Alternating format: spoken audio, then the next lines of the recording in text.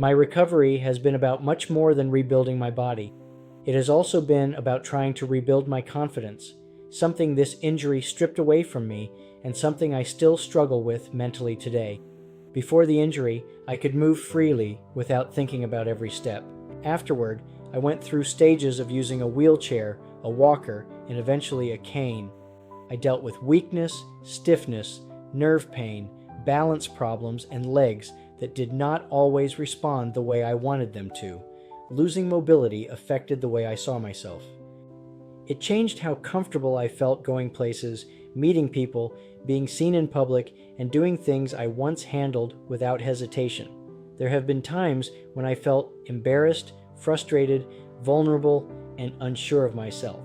Even as my body became stronger, my confidence did not always recover at the same pace. That is one of the hardest things for people to understand. Physical progress can be seen, but the mental battle often stays hidden.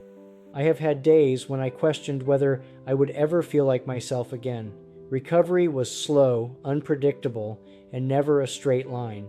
Some days brought noticeable progress, while other days made me feel as though I had moved backward. But I kept showing up.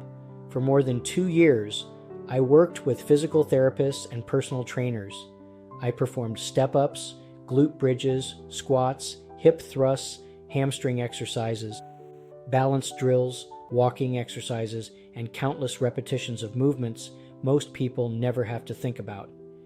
Every exercise had a purpose: rebuilding strength, retraining my nervous system, improving my balance, and teaching my body how to move again. There were days when one extra step was a victory. Standing longer was a victory.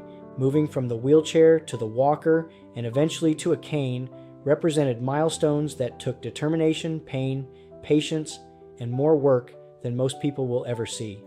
I also could not have made it through this journey alone. I was blessed with a huge support system. My family, friends, therapists, trainers, doctors, and everyone who encouraged me helped carry me through some of my most difficult moments. When I could not recognize my own progress, they reminded me how far I had come. When my confidence was low, they believed in me until I could begin believing in myself again. My faith also gave me strength during the darkest and most uncertain moments. I learned that strength is not always about standing completely on your own. Sometimes strength means accepting help, continuing when you are exhausted, and trusting that another day can bring another opportunity for progress. I am still recovering. I still have physical limitations, and I am still working through the mental and emotional effects of what happened. I do not always feel confident, and I do not pretend that every day is easy. But I am still here. I'm still working. I'm still moving forward. This injury may have stripped away parts of my confidence, but it did not take away my determination. My recovery is not one dramatic moment. It is thousands of small decisions to keep going, even on the days when I do not feel strong.